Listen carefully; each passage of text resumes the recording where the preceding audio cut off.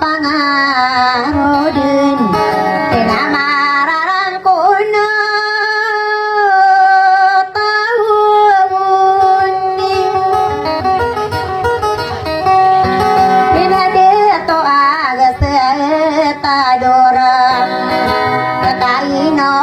ome buru di sana menari nano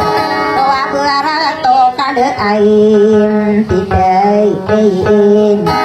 sapang layan sasanangan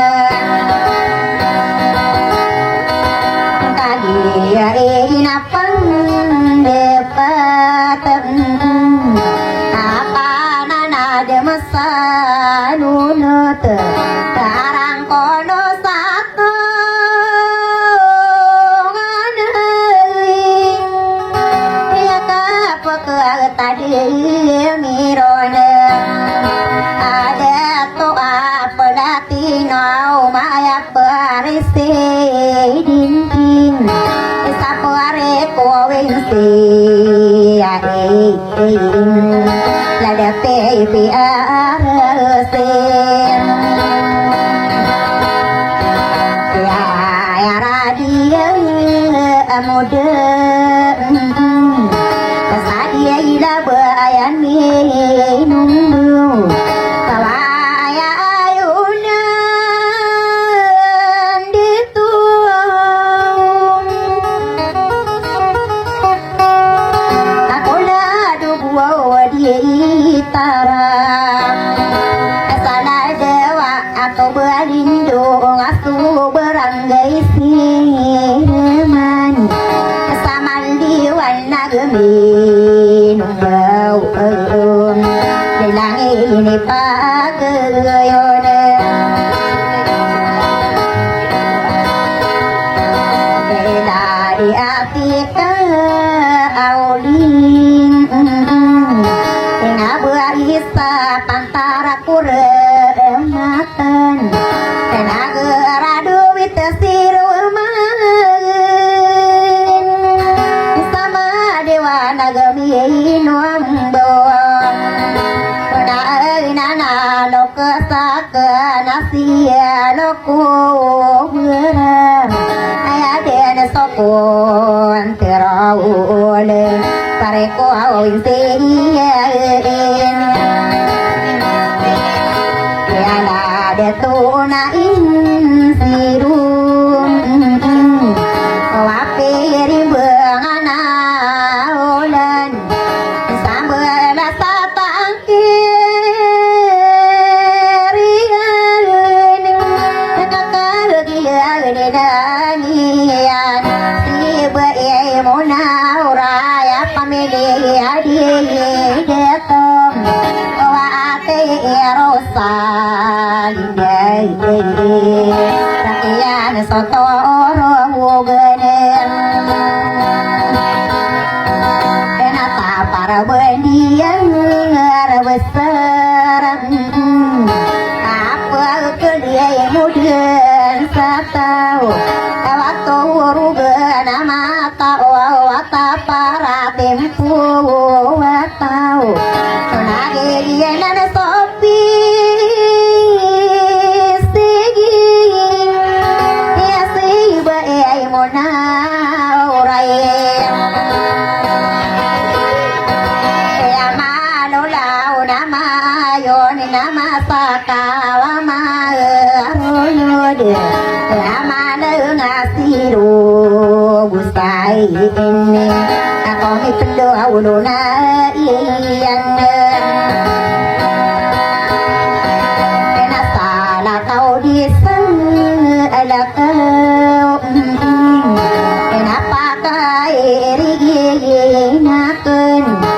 bola do pagarian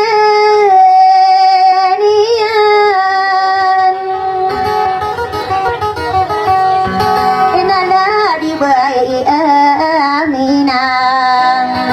atau pamili malawa dem lagi dia sakaran dengan segita dinding apa pagi diran na esena diran ayah sotore yesorera aku lado pepi arase namanu nake hanil burek na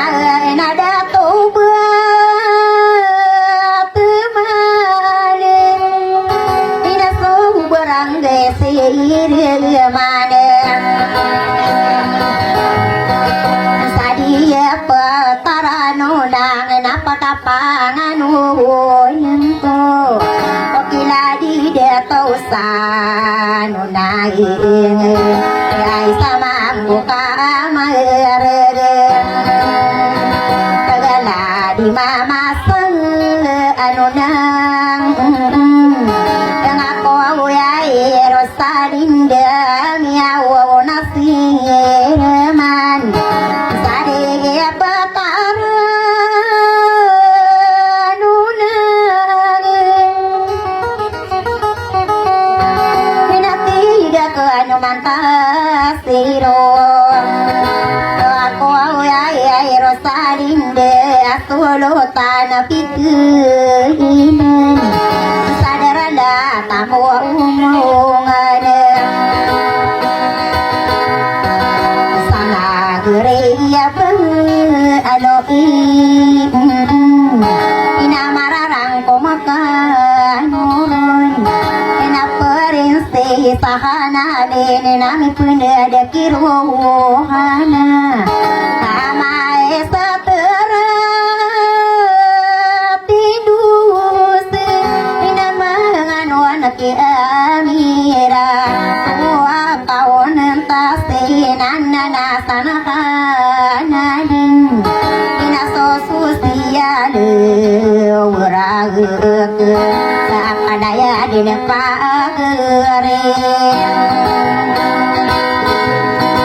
ya kuande orong arinaw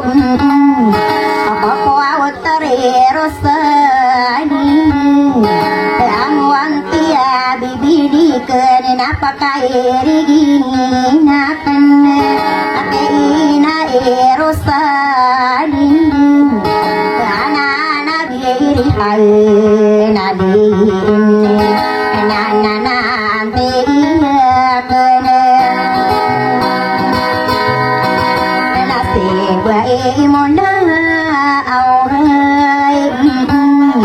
ayo kapuk wo desa Boka samaniya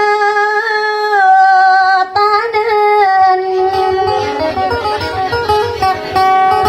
Nasapangane tano budene Boka dinana depuya gadima baluna undu Sekarang irisu senagene Kama belo ya punana Timu amin alungan Nadita no dikasunur Sana depi arase saribunang pasayadin